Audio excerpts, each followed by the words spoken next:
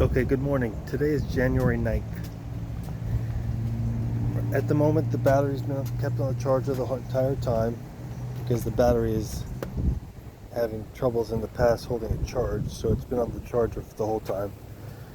And also, one thing I just discovered this morning, I already have the cover off for the fuel pump, but there's a big pile of oil. It looks like oil or gasoline on the floor near where the bike was sitting. I'm not sure where it's coming from. So when I put it in the garage, because the goal is today to push it in here, get the tank off, check the carburetors again, and verify there's fuel flow from the pump itself, which we know there is. But I still think the real problem with this bike is that there's rust in the tank, and it's causing all kinds of problems with this machine. So hopefully we can just don't have to take the carburetors out again, because if I do, Yamaha does not make it easy for some reason.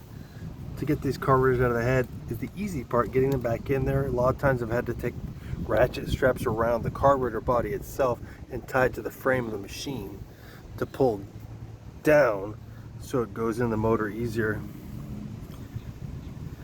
But we'll see what happens when we get inside the bike.